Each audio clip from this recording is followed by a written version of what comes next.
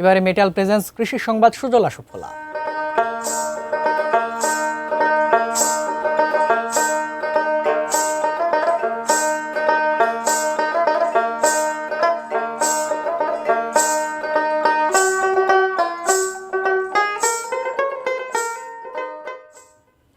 চাঁপাইনবাবগঞ্জের মাঠ জুড়ে এখন সোনালী ধানের সমারোহ, কিন্তু মাঠের এই হাসির মাঝেও কৃষকের কপালে দুশ্চিন্তার ছাপ স্পষ্ট। বৃষ্টিপাতের কারণে অনেক জায়গায় বোরো ধান কাটতে দেরি হচ্ছে, ফলে জমিতে ধান ভিজে নষ্ট হচ্ছে। চাঁপাইনবাবগঞ্জ প্রতিনিধি মোহাম্মদ নাদিম হোসেনের পাঠানো তথ্যচিত্রে রিপোর্ট।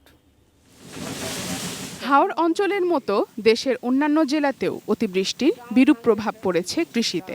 একদিকে উৎপাদন ব্যাহত হওয়ার শঙ্কা, অন্যদিকে বাজারের সরবরাহে প্রভাব পড়ার সম্ভাবনাও তৈরি হয়েছে। বারবার বৃষ্টির কারণে সময় মতো ধান কাটতে পারছে না কৃষকরা। ভিজে ধান নষ্ট হয়ে যাওয়ার ভয়ে দিন কাটছে উদ্বেগ আর আশঙ্কায়। ফলন ভালো হলেও প্রাকৃতিক প্রতিকূলতা আর বাজার দর সব মিলিয়ে শঙ্কিত চাঁপাইনবাবগঞ্জের কৃষকরা।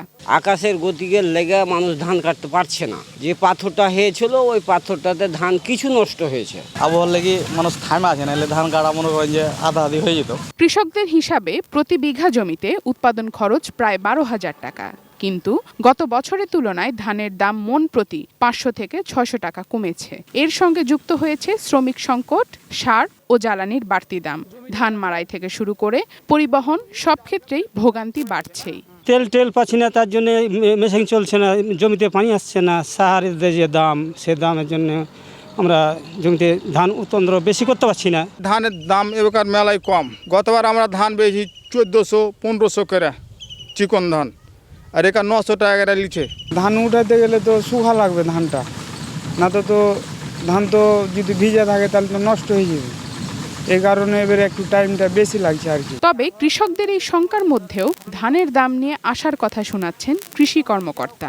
ধান কাটা মাত্র শুরু হয়েছে, এটা সরকারিভাবে ধান যখন ক্রয় করা শুরু হবে, তাহলে সেই সরকারি বাজার মূল্যের সাথে সাথে আমরা আশা করছি যে স্থানীয় মূল্য যদি বৃদ্ধি পায় তাহলে কৃষকরা হয়তো একটু লাভবান হবে। চলতি বড় মৌসুমে জেলায় 47,765 হেক্টর জমিতে ধানের আবাদ হয়েছে। উৎপাদনের লক্ষ্যমাত্রা ধরা হয়েছে প্রায় 2,31,000 মেট্রিক টন চালের। Sharjana Ananya, desk report, ATN news.